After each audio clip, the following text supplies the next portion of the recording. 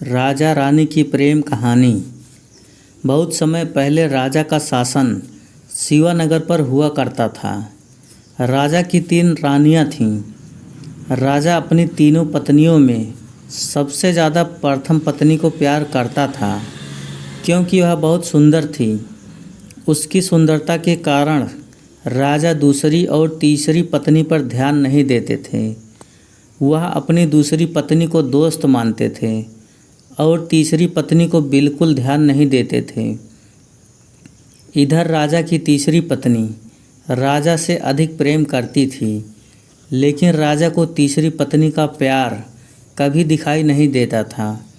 राजा हरदम अपनी पहली पत्नी के साथ ही व्यस्त रहते थे। ऐसा होते होते कई साल बीत गए। रोज़ राजा की तीसरी पत्नी इसी उम्मीद में रहती थी कि राजा आज हमारे पास आएंगे, आज वो कुछ प्रेम भरी बातें करेंगे, लेकिन ऐसा कभी कुछ नहीं हुआ। इसी तरह कई साल बीत गए। एक दिन राजा अचानक बीमार हो गए। उनकी तबीयत देखते ही देखते खराब हो गई और उनके जीवित रहने की उम्मीद कम हो गई। तब राजा ने अपने पहली पत्नी को बुलाया और पत्नी राजा के पास आई तो राजा ने उससे कहा कि मुझे जीवित रहने की संभावना बहुत कम हो गई है और मैं भगवान के पास अकेले जाना नहीं चाहता हूँ। क्या तुम मेरे साथ चलोगी?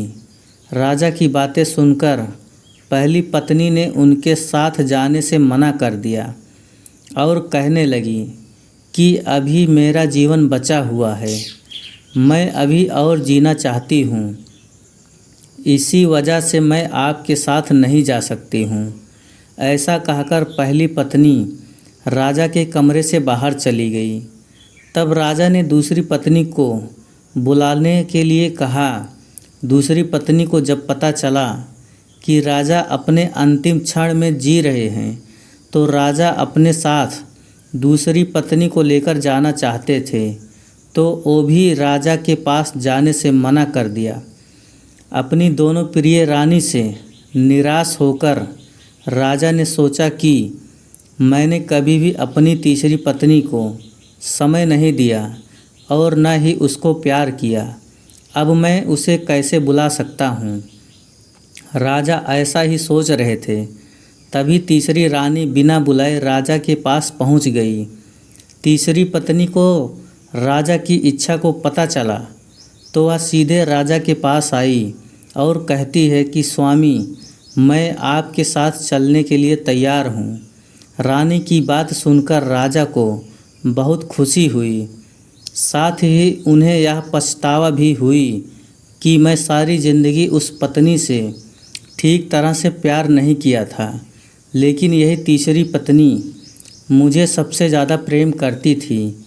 उसी समय पत्नी ने एक जाने माने वैद्य को लेकर आती है, जो राजा की तबीयत को ठीक कर देता है।